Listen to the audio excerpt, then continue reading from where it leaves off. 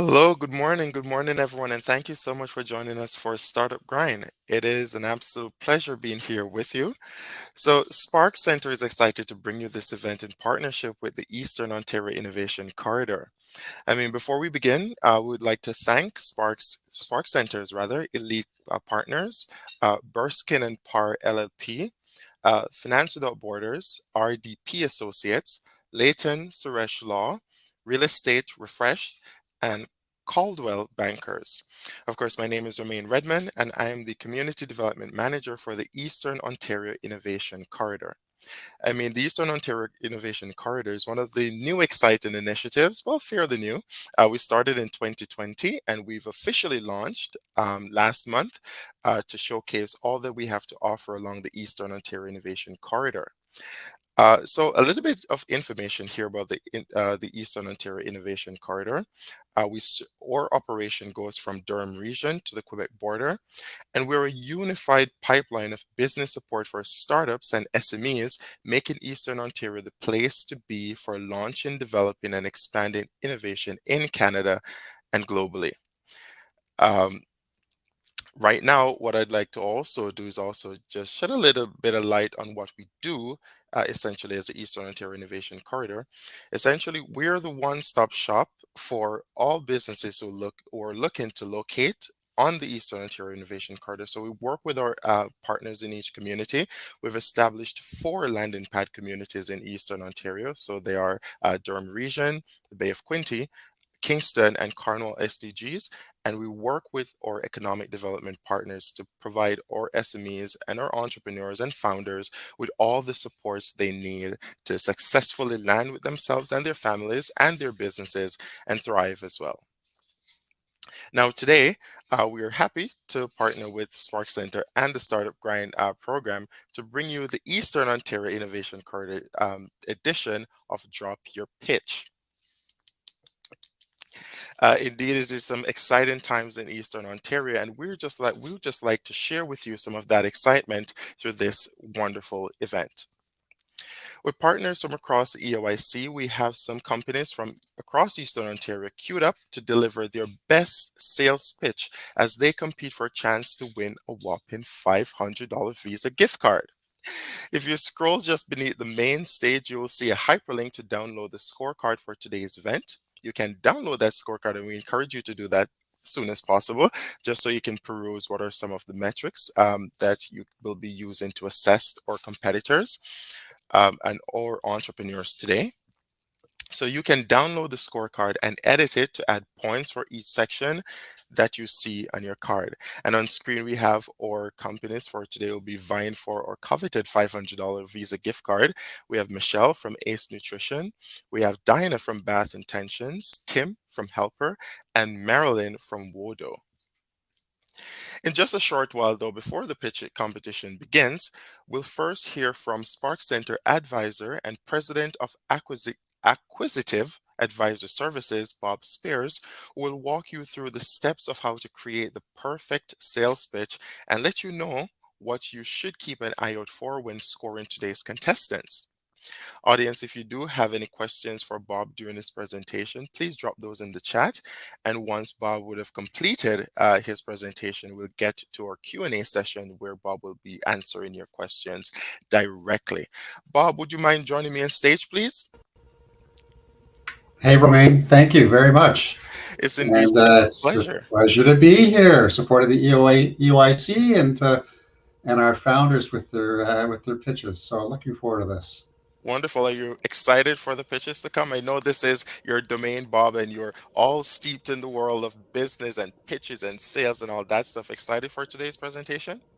Oh yeah, I've met all the founders, so I've had the benefit of hearing them work up their pitches. So I've heard a dry run from each of them, and I'm quite impressed with all of them. So they've all got very interesting businesses that are on the fast track to growing, and they've done a good job with their pitches. So I'm looking forward to hearing how they've refined it and see who wins. Indeed. Thank you so much for that, Bob. Well, without any further ado, over to you, Bob. Take the stage. Thank you. Okay. Well, welcome everybody who's attending, and I'm looking forward to sharing some thoughts on sales pitches. Of course, every one of us has had the experience of receiving a sales pitch. They are prolific, and it's a critical element for businesses to grow.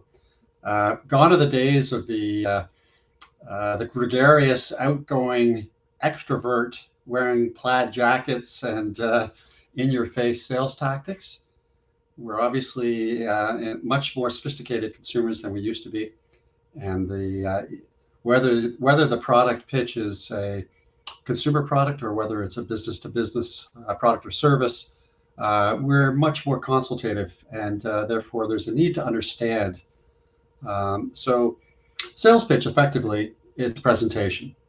We talk about elevator pitches. We talk about how quick can you deliver the message of value to maximize impact and get a positive response. So conveying the intended message should be short and sweet. It should help to solve a problem or address a challenge that the buyer has. And it should provide some elements of the solution, in fact, how the solution or how the product or service is going to solve the problem. People don't buy products or services, they buy the outcome. So there's an emotional response, the satisfaction of having a problem solved, the elimination of an issue, or the delivery of some feature that's going to provide new opportunities for them. And in order to be able to do that, we do need to understand. We need to understand how people think, how they approach decision making, how they address risk. And so it is really more about psychology, and hence the consultative reference to sales techniques that we use today. There is, however, some technical knowledge required. And so to simplify the technical elements of your pitch is a really critical element to help people understand. Your style, your cadence. An effective communicator is one who picks up on the communication style of their audience, and they adjust their style, their pace. These are important. Trying to communicate on a familiar level. So understanding who you're speaking to, and whether it's a quick-paced conversation or whether it's a slow, measured conversation, the more you can connect and be familiar to them, the more likely you'll connect with them on an emotional level. And as I mentioned before, keep your pitch short. The idea being, if you can take a 3-minute opportunity to deliver your elevator pitch and have an impact, you can convert that into a 10-minute conversation to get into more detail, learn more about how this can impact their business or their life, and then convert your 10-minute into a 1 hour, which hopefully converts into a sale. Okay, thank you. So let's break this down into steps. So first, we need to know, what problem are you solving? You need to have a sense for how painful is the problem. So this is through data/research available, understand the marketplace that your business or product fits into, and understand what the typical problems are. You can make some assumptions that generally your audience, if they're in that space, are likely experiencing similar problems. It's very difficult to connect directly until you've had a chance to connect with them. So you do need to have some hooks to generate conversation and get some feedback. There may be a potential, your sale may not necessarily solve a problem, but it may actually create an opportunity. So there may be something that fits with them, either addresses a challenge or opens up new opportunities for them. So how do you know about the problem? What gives you a particular position to be able to solve? So this is a bit about you, your expertise, and why you in particular are capable, or why your product. Perhaps personalizing it. So, an ideal element on the pitch to connect emotionally is to be able to provide some background on how this problem has affected you and why you now have created a solution, and hence why you care about solving this problem. Next. What's your value proposition? So we hear that term often, value prop. This is a pretty critical element. It's help help your audience understand what it is that is of value that you have to deliver. And that gives them an opportunity to assess how they can take advantage of that opportunity. So, what results can you deliver? What have you done for others? So, your case in point or your success stories, and what this means to the client in terms of actual benefit, measured benefit, their return on investment. It's going to cost them X in order to purchase your product or service, and they're going to get Y as a benefit or an ROI. How do you serve the customer? So once they've purchased, once they've made a commitment, what kind of support are you going to provide? These are critical elements for them to decide on you, and in particular for startups, given that often they're competing with larger scale businesses. How are you going to mitigate that difference in scale, and how are you going to address the needs of the customer after the sale? Next. Success stories. So this is a pretty critical element.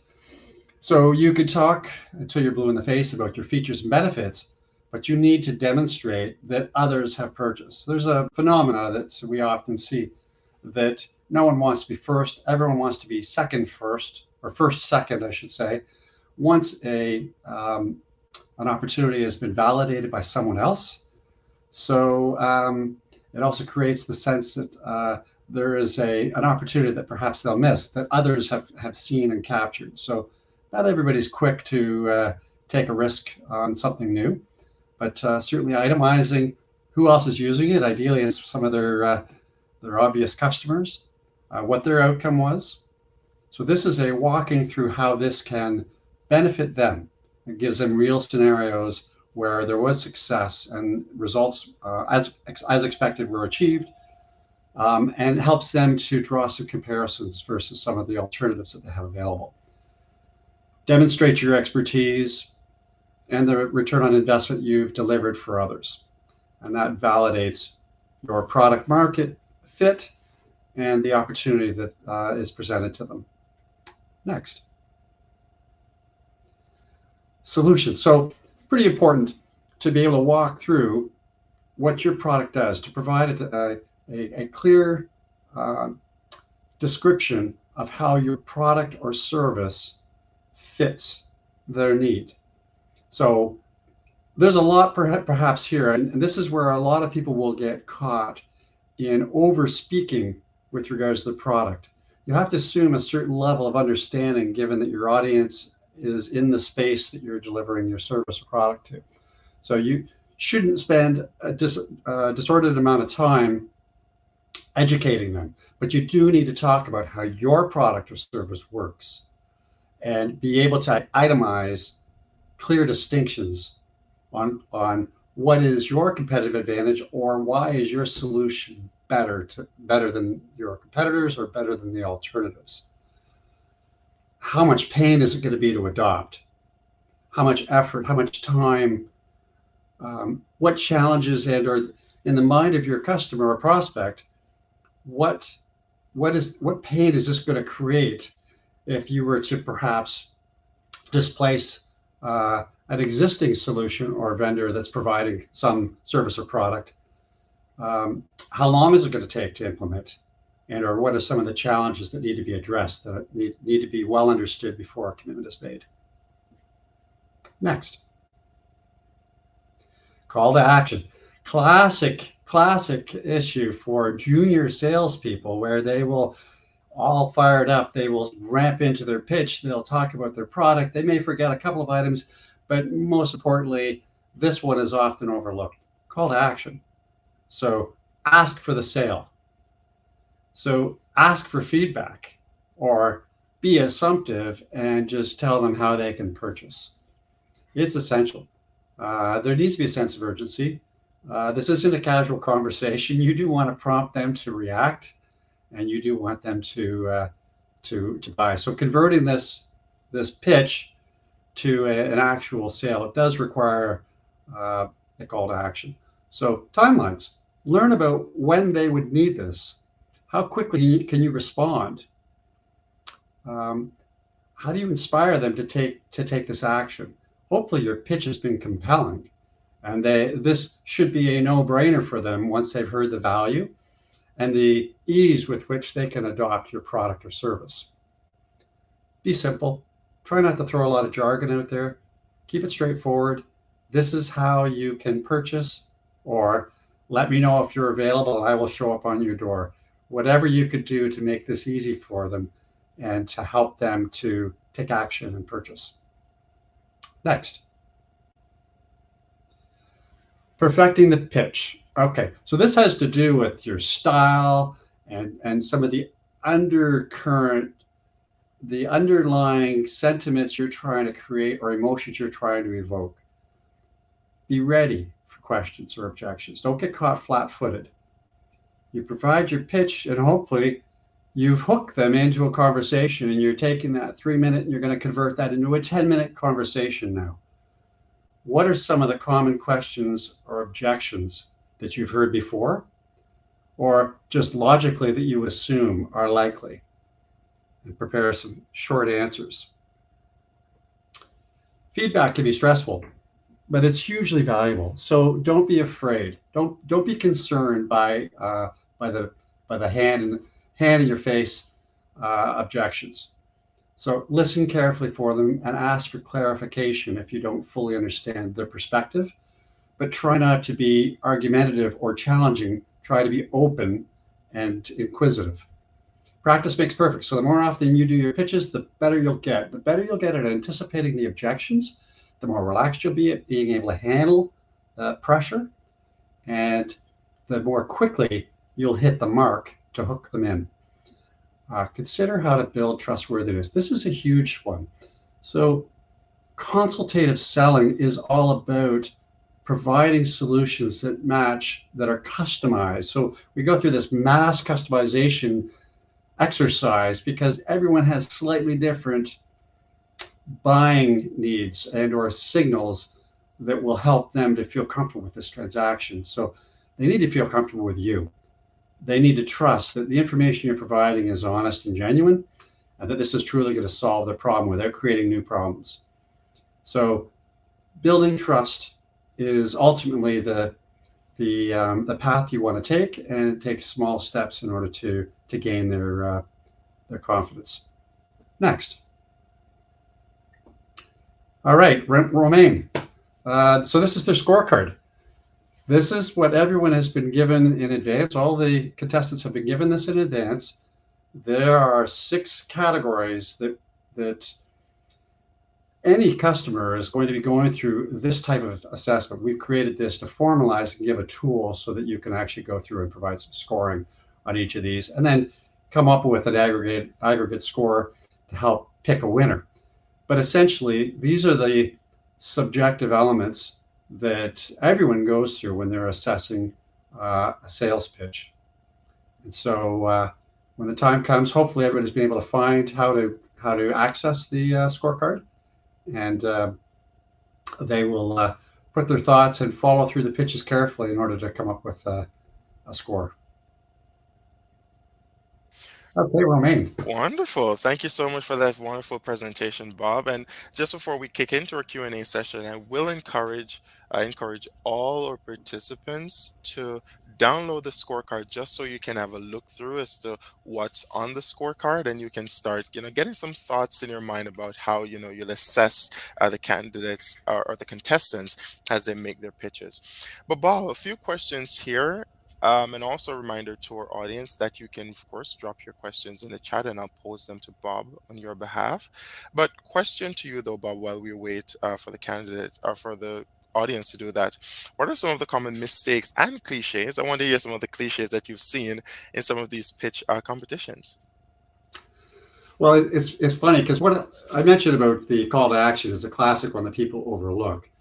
But the assumptive salesperson that so believes in their product that they skip over all of the needs analysis and or the connection on an emotional level, and they're shocked when the hand goes up. They're shocked when the conversation ends. All of us have experienced an overwhelming volume of pitches. We get inundated. Anyone that's in business or in personal, right? We get so much spam. And there is a tendency for a lot of us to just make the assumption this is the same as everything else they've heard, and I don't even want to get into it. So they tend not to engage.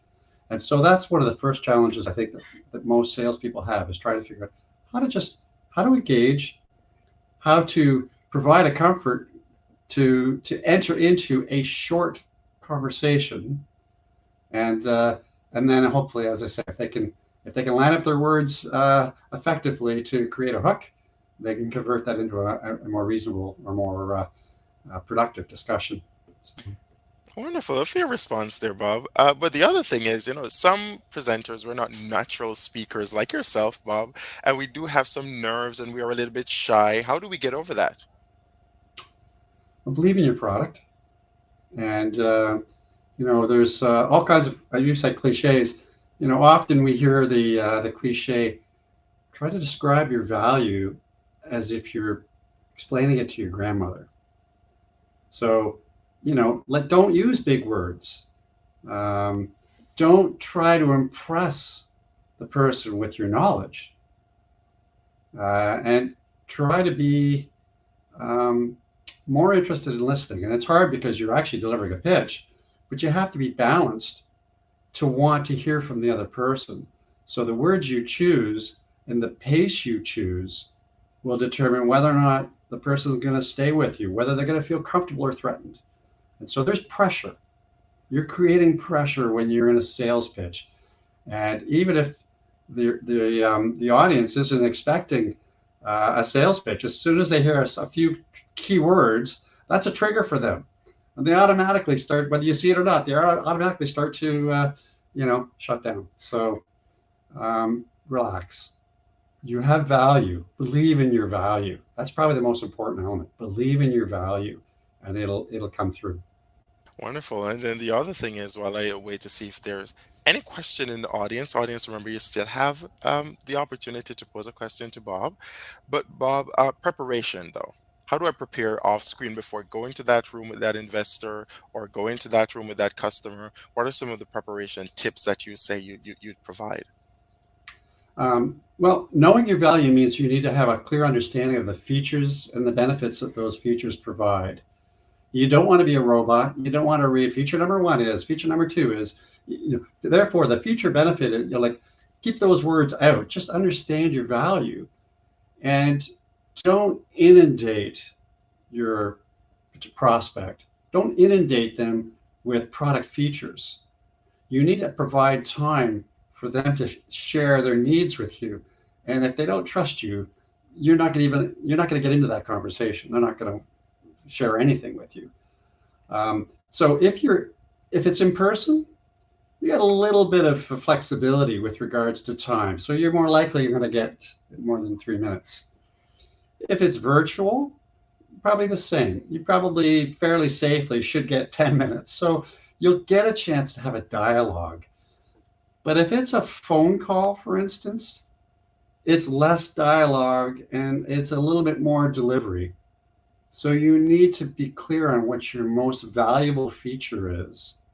You're placing a bet on the likelihood that your prospect also has that same issue and that feature is going to provide them with tremendous benefit. So you know your audience as much as you can. Wonderful. Thank you so much for your presentation today, Bob, and for answering my questions. At this time, though, while I do bid you farewell, and Bob, we do encourage you to stick around with us throughout the I will. presentation. Wonderful. We'd love to hear that. But at this moment, I'm going to bid you farewell and welcome our judging panel to the screen, just so folks are introduced to some of the folks who will be judging us, judging the contestants rather, and offering some key insights into how they would have done during their presentation. Right now, we have on screen John, Doug, and Renee. I'll start with Doug. Doug, please go ahead with your introduction and just a brief overview of what the Canadian Black Chamber of Commerce does. Yeah, thank you so much, Romaine. My name is Doug Minter. I am new to Canada. Been here just over 3 years. from the US. And I am the program manager and over national partnerships and sponsorships with the Canadian Black Chamber of Commerce. The CBCC is a traditional chamber of commerce, very similar to a board of trade. It's kind of synonymous, it's the same thing. Um, we provide economic development for the Black ecosystem throughout Canada nationally. Our vision is to create trust, just as Bob talked about, and to create wealth. We have a plethora of programming for any entrepreneur from the ideation stage all the way to growing and maturing companies. Wonderful. Thank you so much for that, Doug. Renee, and Paris Center for Women's Empowerment. Hi, my name is Renée Jadron. I'm the lead regional coordinator for Payroll. And as Romain said, we are the Center for Women's Enterprise, and we help women entrepreneurs and business owners throughout Ontario from ideation all the way up to multi-million-dollar women-owned companies to export and to do trade missions. Thank you. Thank you so much for that, Renee. John, by no means last or least. Well, thanks so much, Romain. Great to be with you all. John Hayden here from NCFDC in Cobourg. We're broadcasting live from Venture 13 Innovation Center. It's great to be with everyone. I have about 20 years of experience accelerating innovation-driven enterprise with funding, financing, strategy services. Very passionate about entrepreneurship. We just celebrated our 5-year anniversary here at Venture 13. If you're planning a road trip along the Eastern Ontario Innovation Corridor, we would be your first stop. So hopefully you'll drop by V13 sometime if you haven't already, and we can connect. Just a caveat, any comments that I make today will be purely for entertainment purposes only. And I just want to just declare full disclosure, I'm going to be like heavily and shamelessly biased towards any gluten-free bakeries that might be in the competition. That's really awesome, and I'm just going to throw that out there. But I really think the pitch is super important, and I'm really looking forward to being a part of this and hopefully giving you some good feedback. Wonderful. Thank you so much for that shameless introduction, John. I appreciate it. But of Thanks. course, at this time, it's now time to hear from the contestants. They have been waiting. I know the nerves is probably going and anticipation is building. So, but to our audience here today, please, if you have not downloaded your scorecards yet, we do encourage you to do so right now. If you go just to the bottom of the screen over here to, so my right to the left, hopefully it's the same for you. You'll be able to see the download here link. You can just do that and download the scorecard quickly, and then we'll jump into our pitch competition. So if you are just joining us, of course, we would have had quite a few of presentations go on before, including Bob, who gave us an overview of what you should essentially look out for in these pitch competitions. But if you have been with us, it's time for us to jump in and get things going. So before we begin, though, I'd like to ask that you keep in mind the contestants has been asked rather, to create a short elevator pitch style sales pitch, and it's only 3 minutes that they have to sell their product or services. So bear that in mind as well. With that, I'd like to welcome contestant number 1, Michelle from Ace Nutrition, to the stage to present her pitch. Everyone, please help me in welcoming Michelle. Round of applause. But Michelle, it's over to you with your pitch presentation. Thank you. Hi, everyone. We are in a chronic health crisis. 500,000 workers are absent weekly, costing Canadian companies $12.5 billion annually. My name is Michelle Deschênes. I'm the founder of Ace Nutrition Pro, a digital nutrition and health program that educates employees to optimize their well-being while improving the company's bottom line. My advantage comes from 20 years of hospital experience as a diet technician, designing diets for people struggling to improve their health. I founded Ace Nutrition to combat some of these preventable and so many needless health problems I witnessed every day. It was heart-wrenching and frustrating at the same time. The stats are 1 in 3 Canadians have diabetes or prediabetes. Over 63% of Canadians are at an increased health risk due to excess weight. 1/3 of cancers can be prevented. The problem is systemic. It's clear that investing in prevention is wiser than paying for treatment with pharmaceuticals, absenteeism, chronic health conditions, and decreased productivity. The solution is Ace Nutrition Pro, a SaaS-based, on-demand e-learning platform to help employees understand the science of food, be energized, motivated, and successful in optimizing their nutrition and health. Plus, our team of dietitians provide tailor-made nutrition plans and individual consultations. In 1.5 years, Felix went from 280 to 140 pounds. Like Felix, our clients have been able to lower or discontinue their medication for blood pressure, cholesterol, diabetes, and IBS. Clearly, this would impact an organization's bottom line. In fact, 49% of employees in Canada are asking for an increased focus on health and wellness in their workplace. Creating a health culture with our innovative program provides an edge in a competitive market to attract and retain staff. I challenge all business owners to contact me at acenutrition.ca to see how we can impact your corporate wellness program. Thank you. And thank you so much, Michelle. Right on time. I see here. And the alarm was going off in the back as well. But congratulations to you. Thank you so much. Ladies and gentlemen in the audience and everyone in the audience, please get your scorecard out and start scoring Michelle's presentation while I just kick things over to our judges to give us some feedback on the presentation. And seeing that we start with John last for the introduction, John, how about you go first?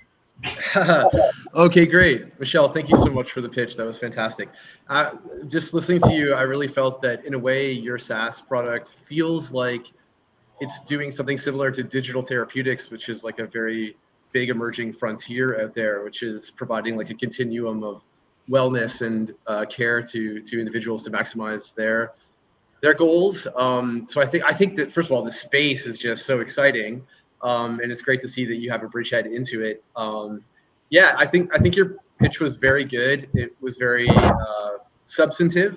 I think I don't really have much of a critique. The only thing that I might say is I put out a comment in the chat just before we started up, but I just want to underscore that I really think that there's like an intangible, like je ne sais quoi element to pitching, which isn't part of like an objective pitch format, which is, can you come across, especially as a founder and therefore the main champion of your brand, as authentic, as passionate, as able to create, like strike an emotional chord with the audience. And I would say that you did come across as authentic, but I felt that the delivery might have been still a little bit programmed. And if you can practice your pitch in a way that it could maybe come off as a bit more extemporaneous, or as if it's more it was more spontaneous as opposed to deliberative, I think that would just take it up to the next level. But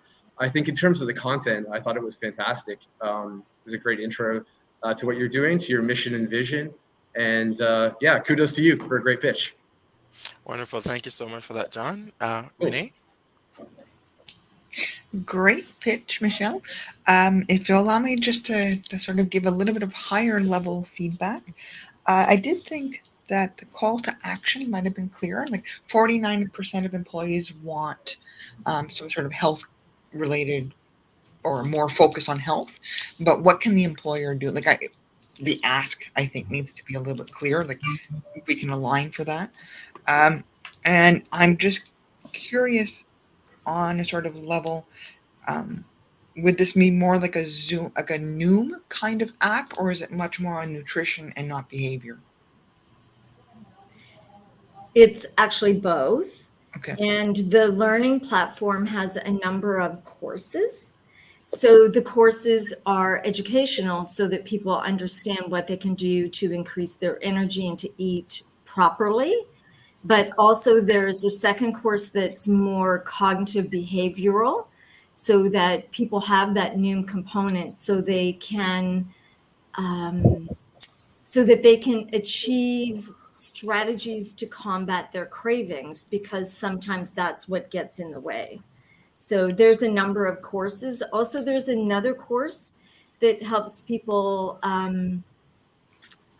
do their meal planning and to eat more plant-based nutrition. So there's 3 courses already online, and I'm working on the 4th this summer.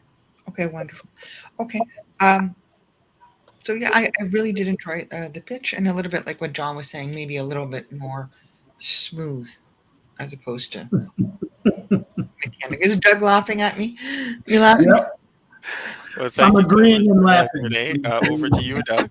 Renee, is that all for you? Okay, wonderful. Doug, over to you.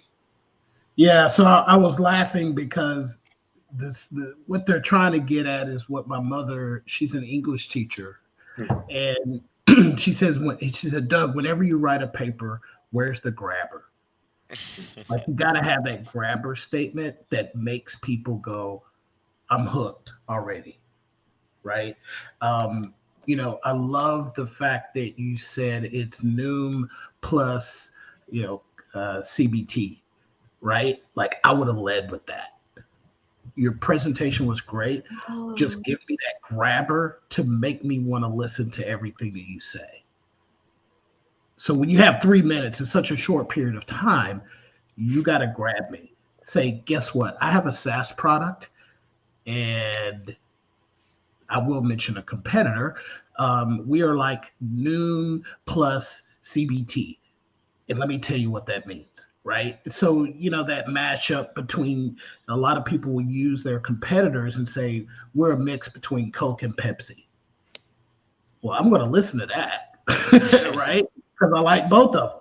So that makes me feel the nuance of what you're saying with kind of a initial grabber statement, or you can put it at the end.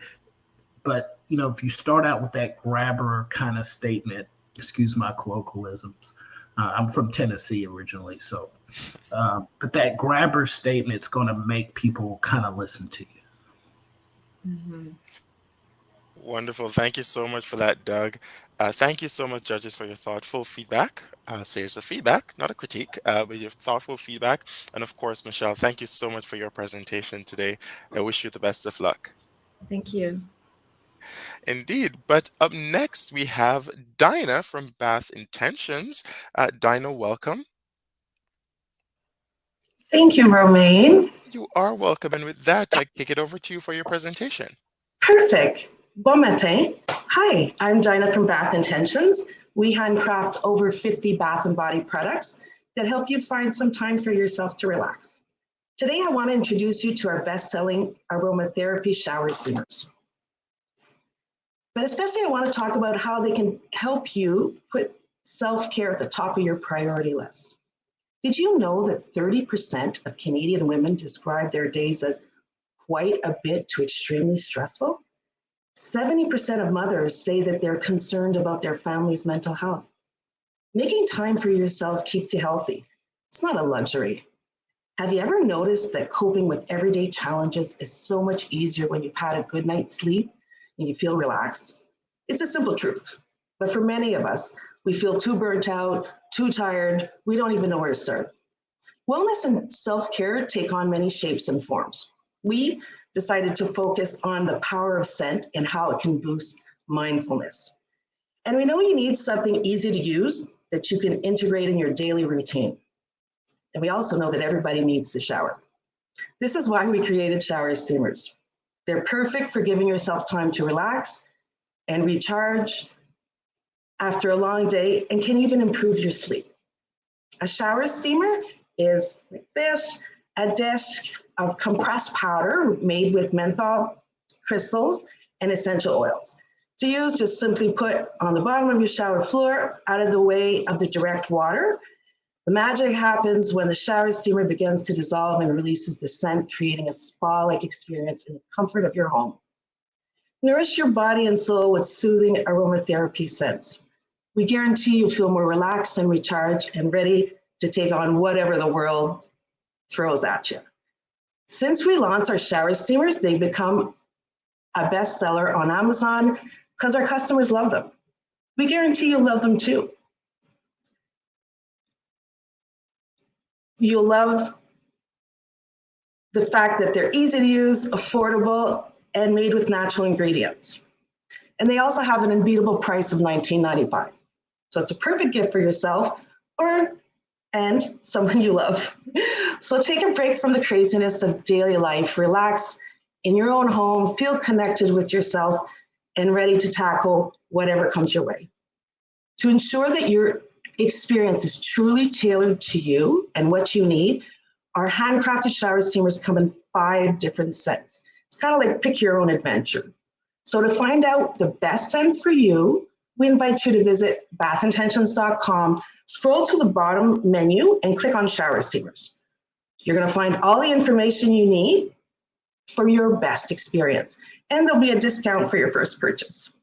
So merci beaucoup. I look forward to your questions. Wow, isn't this just quite the group being on time and getting everything in? But thank you so much for that wonderful presentation, Dinah. At this time, I do invite the judges to join me in main stage again. But Thank you. just before the judges start their remarks, a reminder to our audience, get your scorecards out and start scoring each presentation. You'll help to decide who takes home that coveted prize at the end of today's presentations. But I'll start with Renee. Merci beaucoup, Dinah, for the wonderful presentation. I think your product has the perfect sort of sphere to be a short story. Right? So pick Sarah. She's a mother of 1. She works a full-time job. She, like 30% of all mothers, is stressed. Okay. Budget, right? As opposed, you start with the story of a person. You might want to use a real customer that you have, if you know any, and just say, okay, well, she has almost no time.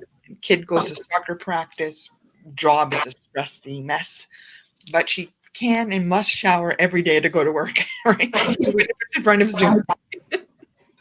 and then that becomes the story, and that becomes I think a lot more personal. So more adding that persona, the personas that we have. Yeah. Thank you. I really love that. Yeah, you're welcome. Otherwise, it flowed very nice, but I think you have such a unique product that could appeal to the individual woman as opposed to the category. Okay. Wonderful.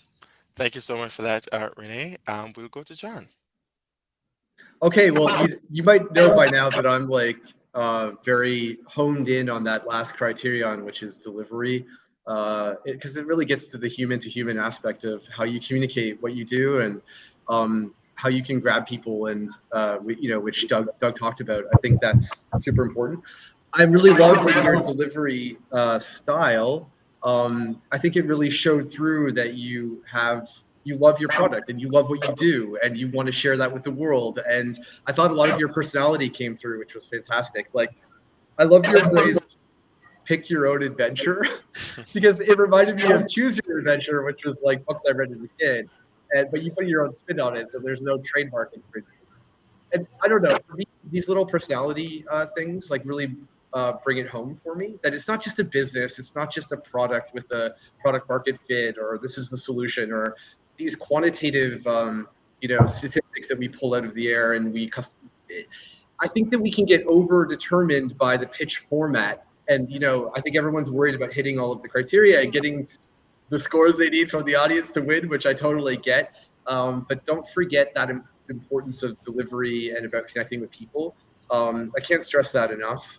So I thought that your delivery was, although I found it very authentic and I'm super interested, at the same time it was, again, a bit deliberative. You're still working on it. So I think there will come a time when all of you can transition from having your notes there and clicking and so on, to like just being able to get up in any environment. And because you know your product and your business so well by heart, it doesn't matter exactly what you say, because you're going to give some version of it, but it will feel more extemporaneous. It will flow better. So I think this is the journey, and it will continue beyond today, and your pitch will just get better and better. But thank you so much for introing your business. Really, really cool to hear about. Thank you. And it's very interesting. I love the idea of bringing more stories in. And often when I've had to pitch before, it's been about the business, less about the product. I talk about the product a lot when we do events, other than hopping in a shower and literally showing people how to use it. You know, you have that interaction, right, where you can read people's faces and say, where is it good for only one shower? Like, so it's kind of like trying to figure out what their questions might be, right? Oh yeah, you're always trying to anticipate objections. That's totally part of it. But you've got to grab them first. Back to what Doug said. Indeed. Yes. Wonderful. Thank you so much, John. Thank you, Dinah. Thank you. Doug? Yeah, Donna, great pitch. Let me recommend this one thing. You said something about the shower adventure. I think John was mentioning that. That's your grabber. And keep in mind that should have been moved up. That should have been the first thing. Let me take you on a shower adventure. Are your showers boring? Let me take you on a shower adventure. And then I'm like I'm done. I'm ready to press send on my credit card, right? Like, I don't have an adventure in my shower. But you should. You see, if you were using our products, I love it. I love it. And we've never developed a tagline. Exactly. It's that tagline, it's that grabber, because that's going to get the interest going, right? So my wife's an aromatherapist, so she's made shower steamers and all that kind of stuff. So I totally get it. But that's where the stories, kind of back to Renee's point, the stories are really critical. And you got to make them apply to not just the person you're talking to, but think about, if I worked for you, I can't say I this and I did this and I created this. I got to say we created this and we. So think about your sales pitch as if you weren't the person giving the pitch. And that's going to take out some of you don't want to eliminate the passion around the product, but you got to really, for a business to grow, it can't be about you. It's got to be about the business, right? It can't be Dinah dependent, as my uncle would say, right? It's got to be transferable to your staff or anybody that's repping or referring the company, right? So yeah, good stuff though. Wonderful. Thank you so much for that. Shower adventure. And as we continue in Dinah's shower adventure, please go over to your scorecard and ensure that you give Dinah a score that is deserving of the presentation. But thank you, judges. Thank you, Dinah. And I bid you farewell for now. Wonderful. But up next, we have Tim from Helper joining us. So Tim, come on over. How are you today, Tim? I am great, Romain. Thank you for having me. I'm excited to try to give my pitch, and my struggle will be keeping it under the 3 minutes, but I'll do my best. You'll do a fantastic job. The stage is yours. Thank you. I am Tim. I am from Helper, and what I'm about to discuss is a problem that I really hope none of you face, but the reality is you likely will.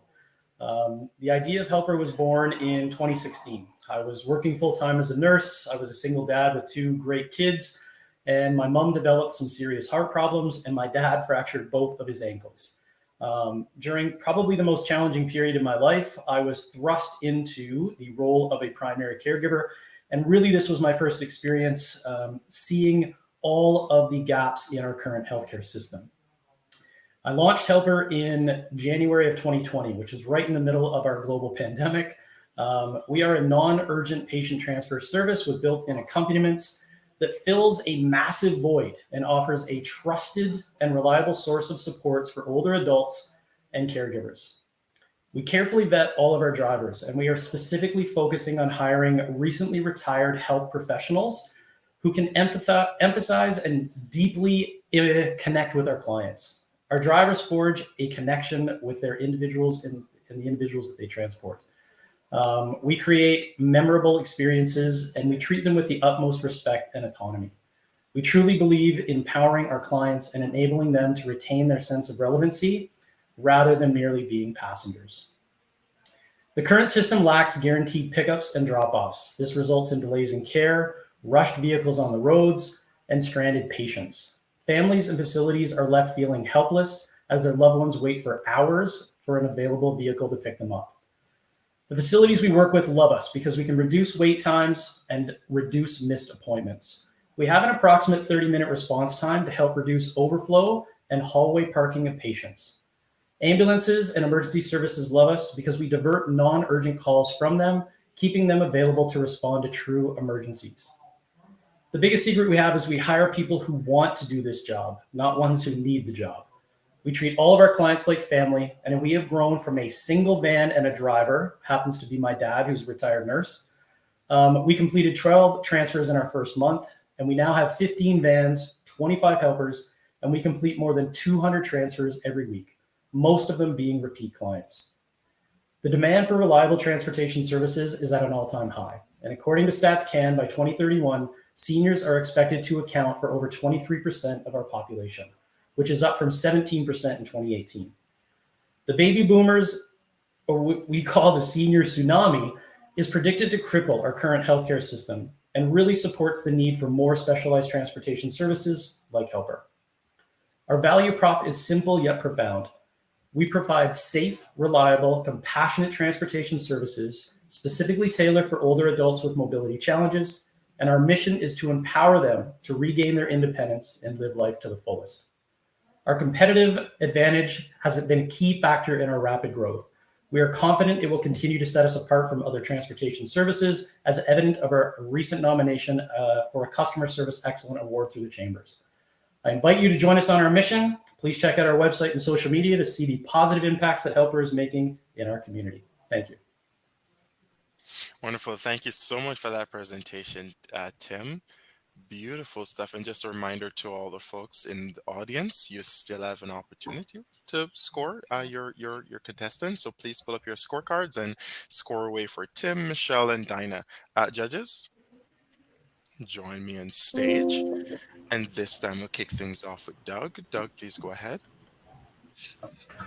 Yeah, so here's my recommendation. I love everything you said. There's some key points in there. Picking people up, taking them to the doctor, taking them where they, to their doctor's appointments, to the hospital, whatever.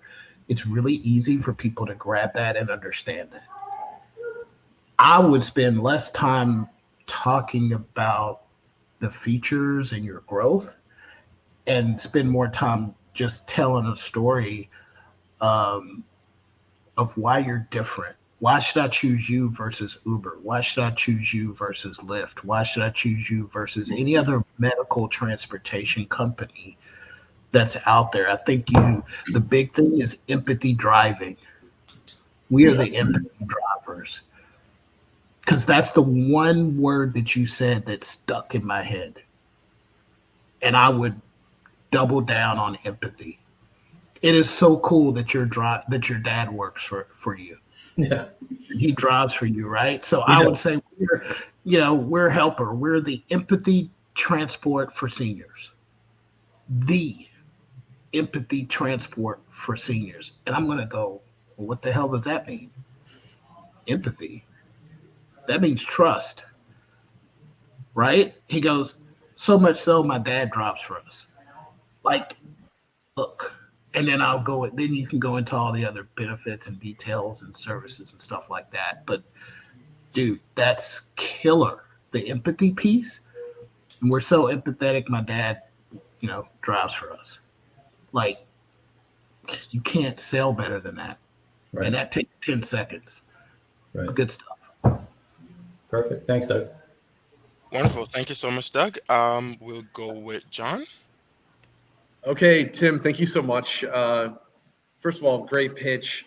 I liked how it was relaxed, it was conversational, it was authentic. Something that struck me from the beginning was, this is a user-driven entrepreneurship project, which I love. And in patient transfer, this is like a continuum that's incredibly important. It reminded me of a pitch by Able Innovations that they gave years ago here at Venture 13, and now this company has taken off internationally. But that last part of patient transfer is maybe getting a patient from, the gurney onto the bed in a hospital, for example, and how to do that in complex situations with specific needs with different types of patients. How do we get them onto a bed that in a manner that is respectful, is empowering, and also protects, as a workplace health and safety question, the the nurses that are there and attending, and the fact that you are a frontline entrepreneur. I think that's amazing. I think about other Spark Center clients like Connects Health, how being at the front lines really drove home, how the product and platform and solution was shaped. So I just think that in terms of delivery, I think it was excellent. There were certain words and phrases that he used that I thought were very powerful. I loved that our drivers forge a connection, and the way you said that just really made me feel like there was something being forged there, and that's a very strong word, and it implies something permanent that will continue. So I thought that was super cool, and you just checked a lot of boxes, like including, I actually thought the dropping the some of your accolades, some of your achievements, some of your initial traction, that you hit on that validation point that Bob talked about, because to Doug's point, there's a lot of potential transportation solutions out there. So I think you really communicated that there's something different here. This is new, this is different, and the humanistic element of it. If you can't communicate that authentically, you're not going to go anywhere. So that's core, as fundamental to your message and your communication. So I just thought it was great. Well done. Thank you, John. Wonderful. Thank you so much, John. Renee? Excellent presentation, Tim. I really enjoyed it.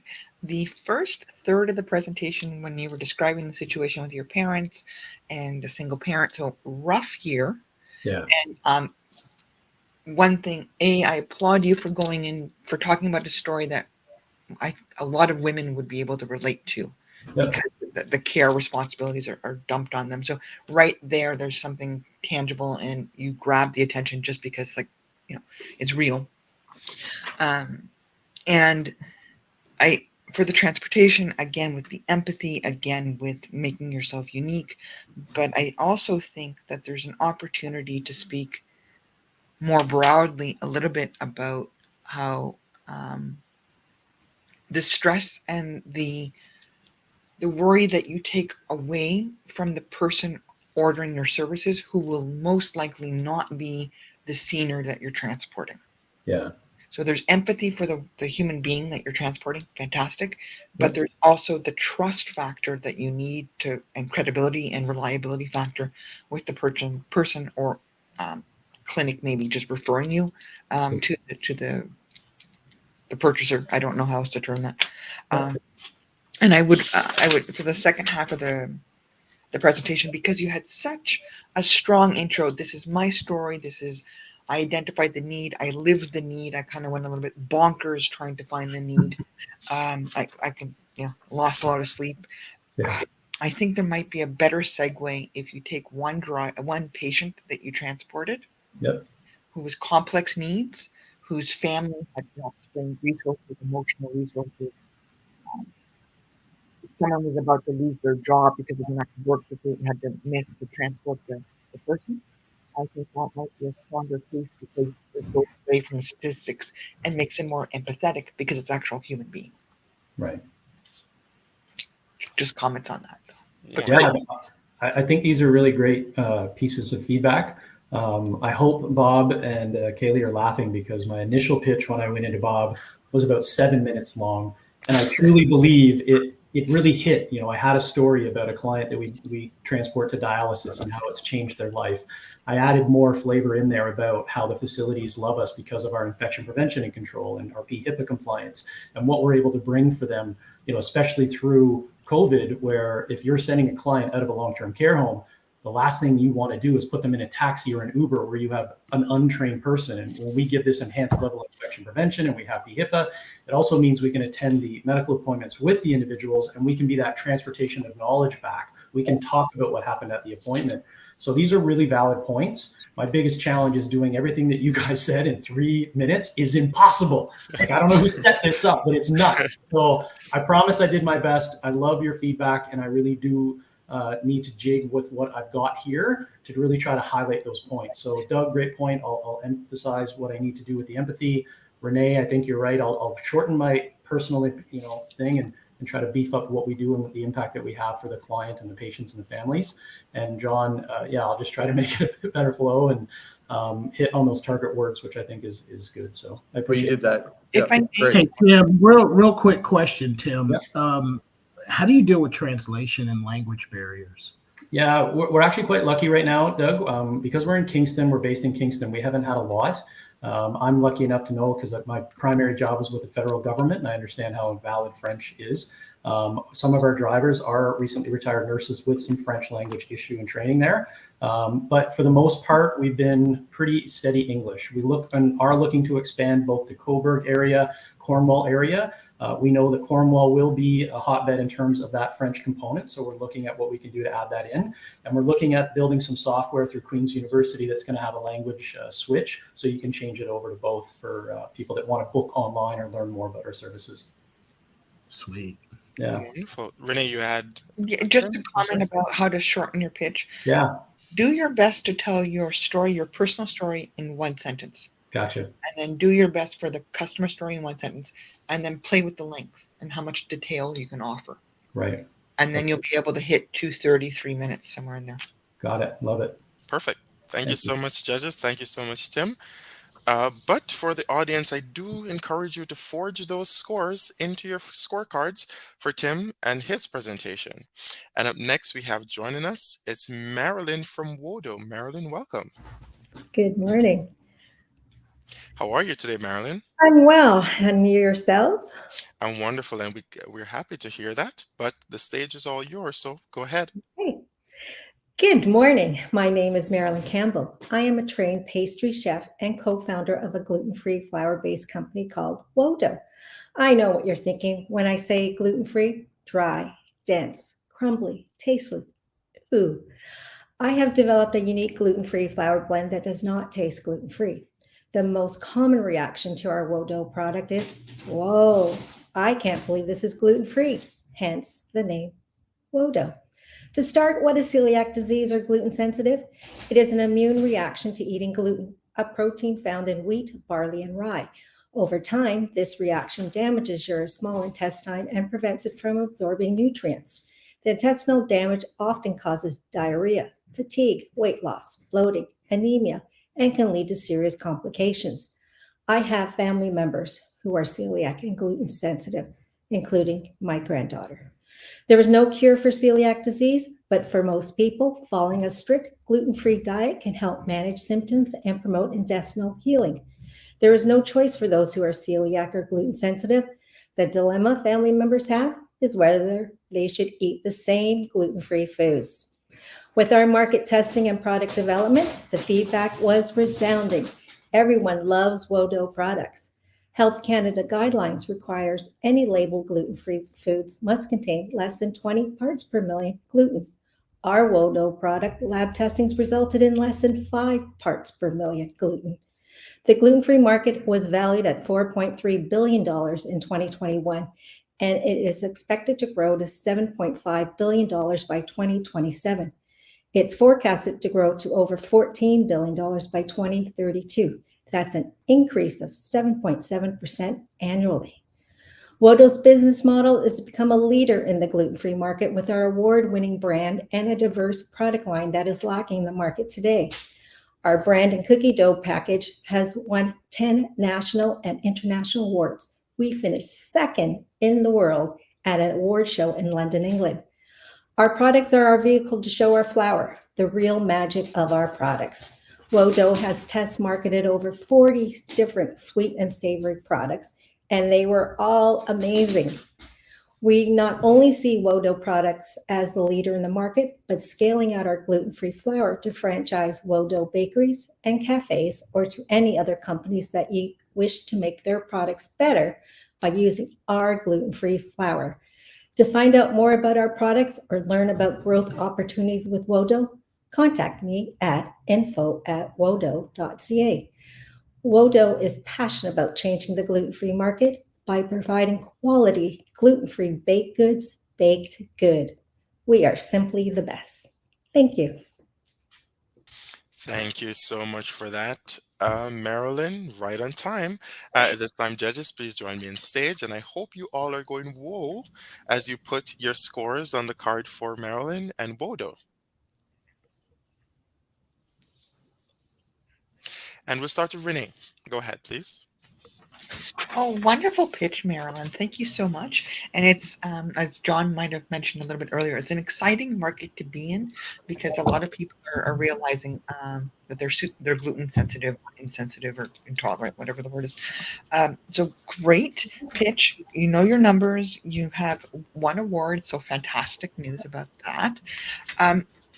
Because health and nutrition are very much a personal issue, I would also start with a personal story about Sharon. Sharon felt really miserable for years until she found out that she was gluten intolerant. Then she had to change her diet, and then everything tasted like cardboard until she found Wodo. Something like that to kind of make sure that there's a health benefit, but there's it just tastes good, right? A lot of people they struggle the first year or two figuring out something that they like and that they can make at home, or like it's easy, convenient, and affordable to change to. And so it's important. Yeah. So you did mention celiac. That was great. And it's a really interesting selling point that you have far lower than the Canadian standards for gluten parts per million. And I think that's in that somehow needs to be not statistically presented, but presented. And I can't think of how to do it, but Doug and John might have an idea. But yeah, so overall, Marilyn, I think was great. And right now you're smiling and fantastic. Now bring that energy and passion to the presentation. Thanks. Because the words are there and just the tone, just the. All right, Thank you, Renee. I'll be quiet now. Thank you, Marilyn. Wonderful. Thank you so much for that, Renee. And I hope Doug can help you out with that. Doug, go ahead with the point you're making. Yeah, great presentation. I think you got all the wording right. I would reposition some of the ordering, but that would be my only recommendation. Two things. Love the shout out to Tina Turner. Big respect to her recently passing. When you said we're simply the best, I would have led with that. I would have said we're simply the best. We taste amazing. These people said our product, does all this and does all that, and we won all these awards. I would have led with that. And I would have left to the middle that it's gluten-free. The reason being is you have a lot of people that, I don't have a gluten problem, but I definitely want to be better about my health, right? So the product tastes great.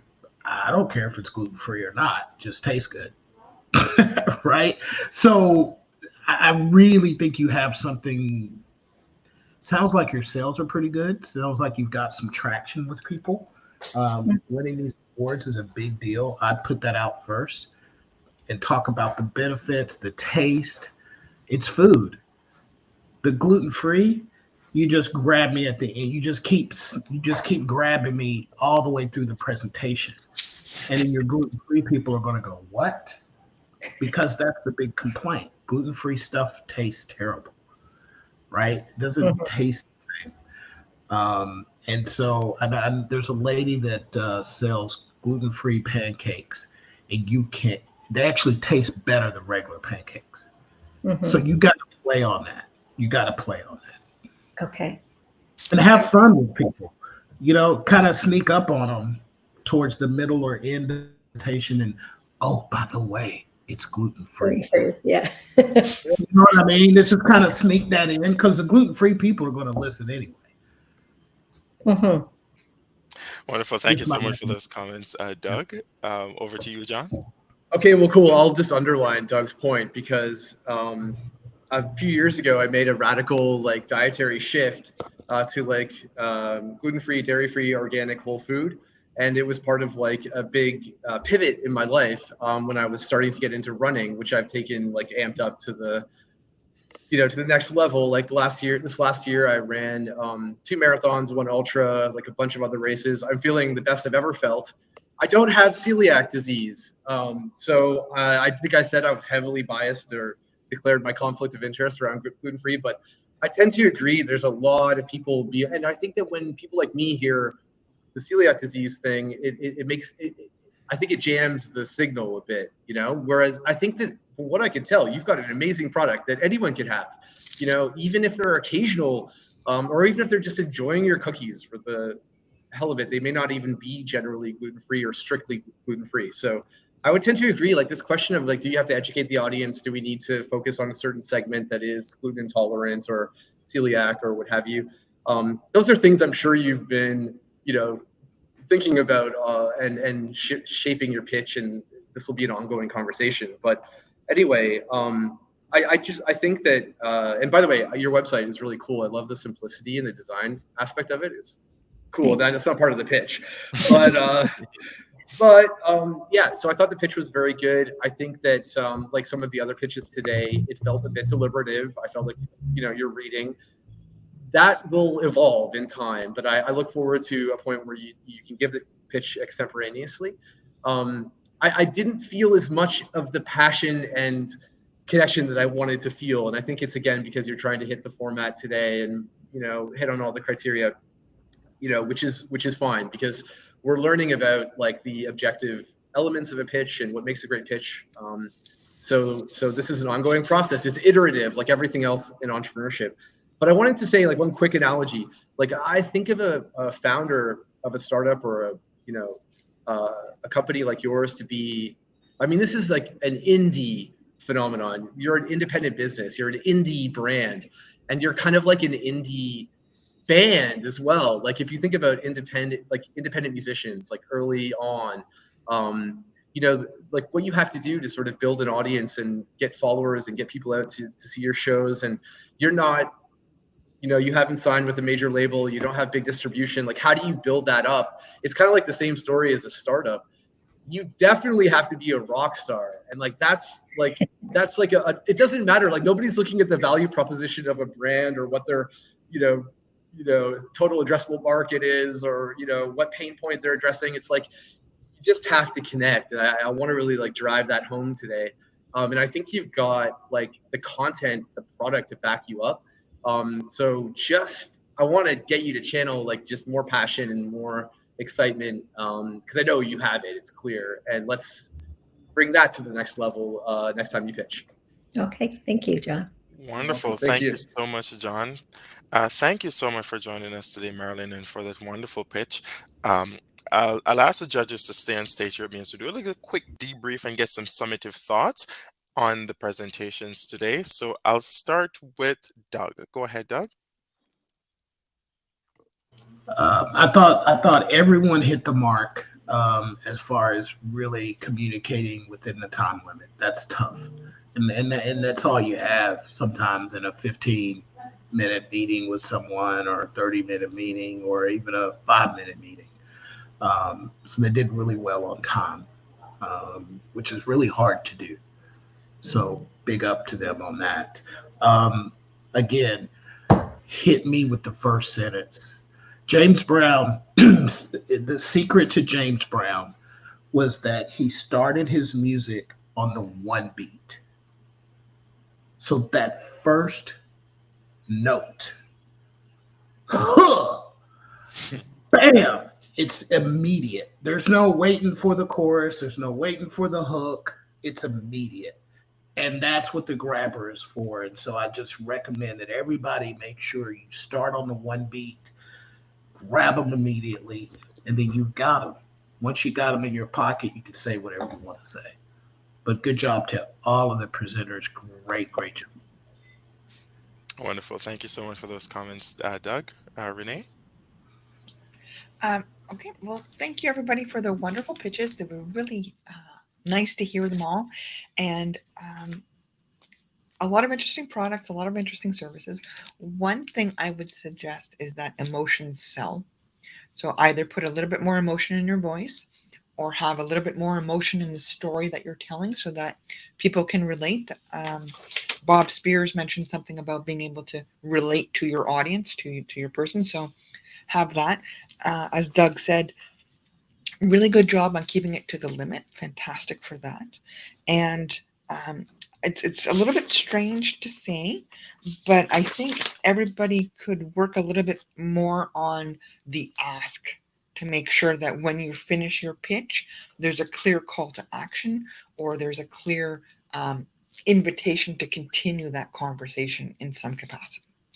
But overall, fantastic pitches. Thank you so much, Renee. And John?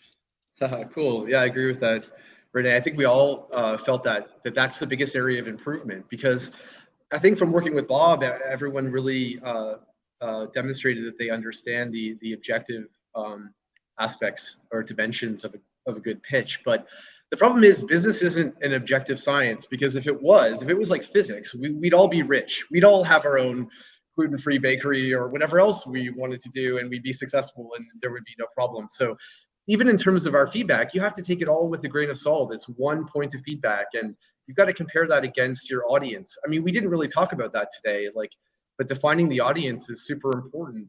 When the audience changes, then your pitch has to sort of morph and evolve, right? And adapt. So, maybe I was thinking about Doug's from Tennessee. That's super cool. I was just thinking back to NCAA March Madness this year and how the University of Tennessee Volunteers went down in the Sweet 16 to Florida Atlantic University. And FAU is to me, that's like an indie phenomenon as well. This is like a university out of nowhere in South Florida that built an amazing team, which is like building an amazing product, and then took it to the next level. And they were really rock stars in that tournament, knocking out a top seeded team and getting to the Final Four. That's sort of what you all have to do. Is you're starting from the ground up. It's like a new program, new school, coming out of nowhere. And really the cool thing is the sky's the limit. We might be back next year and find that all of your businesses have grown and expanded, and you've captured that market share, and you're growing and you're creating jobs, which is what organizations like ours, like the Canadian Black Chamber of Commerce and Paro and NCFTC and Spark Center and all of the organizations that are part of this ecosystem, we want to see you to be successful. So I hope that today getting to practice and do these pitches has been helpful. There is a theatrical element to this. This is like a genre, if you will, and you're going to master it, through practice and iteration and like everything else in entrepreneurship. And it's an art, not a science. So I just want to say congratulations to all of the entrepreneurs. Thank you for putting yourself out there today. And it was just I'm always stoked to hear pitches. So I really enjoyed it. And wish you all the best in the next stage of your entrepreneurial journeys. Wonderful, and I thank you so much for joining us, judges. Another round of applause for Renee from Paris Center for Women's Enterprise, John from from NCFDC and Venture 13, and of course, Doug from the Canadian Black Chamber of Commerce. It was a pleasure having you join us, and it's a pleasure listening to some of these pitch presentations. Well, the 4 pitch presentations today.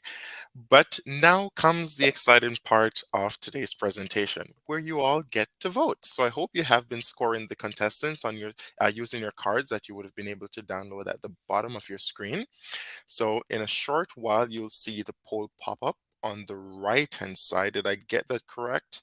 On the right-hand side of your screen, and you'll be able to input your scores there, and that will be tallied, and the winner, that is correct, and the winner will be announced shortly.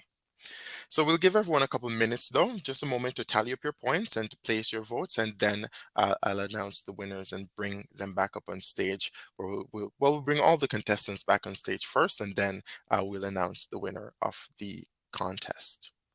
So take your minutes, tally your scores, and enjoy the music.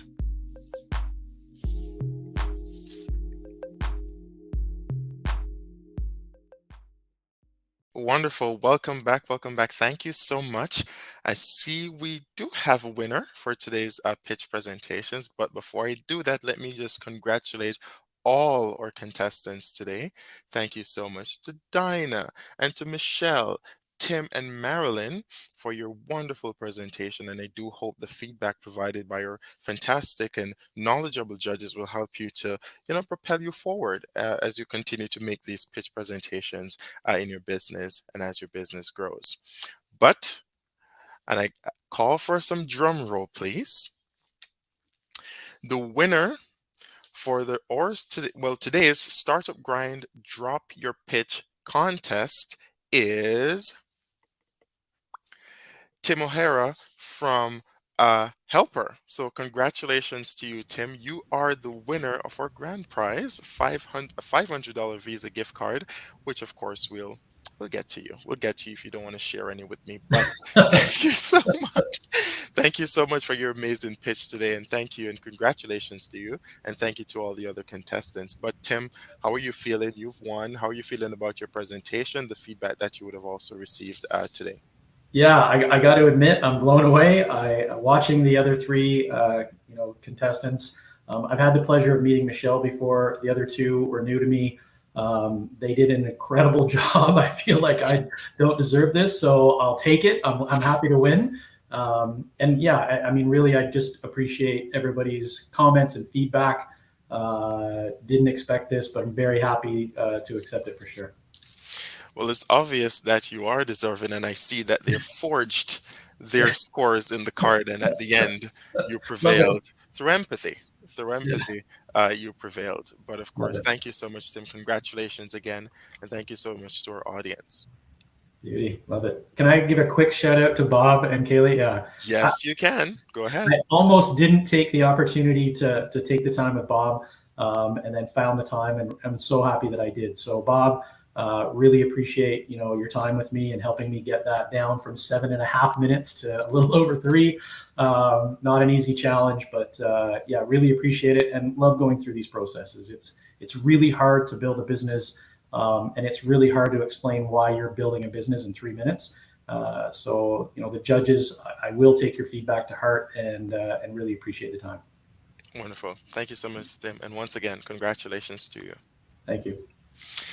I'd like to thank each and everyone who joined us here at the Spark Center Startup Grind in partnership with the EOIC. So congratulations to myself and my team on the EOIC side of things, but congratulations to the team on the Spark side of things, Kelly, for putting together this amazing show. But in a short while I do give the thanks and congratulations, I do encourage you to stop by for our networking session, which proceeds this segment. So please drop by, have a chat, meet some of our contestants if they're stopping by, meet some of the other amazing folks who have joined us here today for the Startup Grind. But before we part ways to go network, I would like to point out a few things that we have going on here at Spark. So one of the first things at Spark, we do have our Spark magazine, and we just issued the latest AI and robotics issue for the summer 2023. That won't be coming out shortly, so sorry. So it's called the Spark Magazine Business and Innovation. And if you'd like to receive your free print or digital copy, be sure to subscribe at thesparkmagazine.ca. So it's thesparkmagazine.ca, and you'll get your printed version or your digital version from us. And as the Eastern Ontario chapter for Startup Grind, Spark Center hosts monthly Startup Grind events. And the next one is actually coming up on Thursday, June 22nd, 2023. So you definitely don't want to miss that.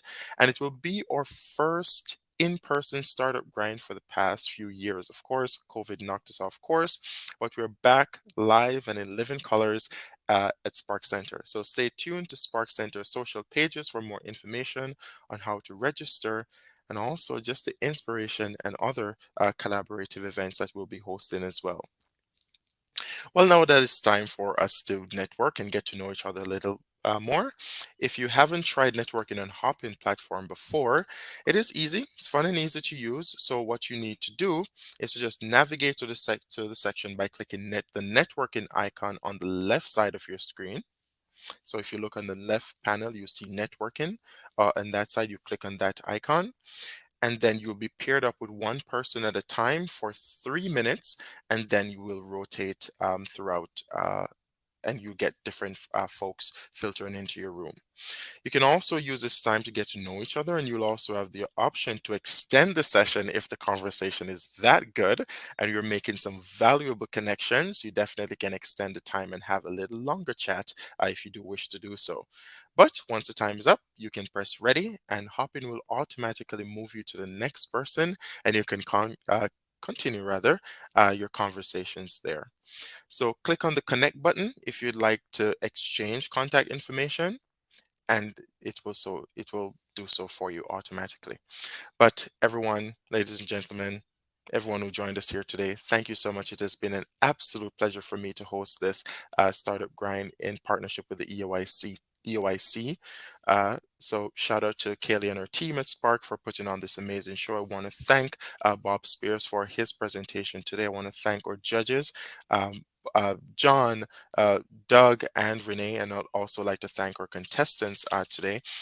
We had Dinah, Michelle, Tim, and Marilyn. Thank you all so much. Do have yourselves a lovely morning, afternoon, or evening, wherever you are joining us from. Have a great one.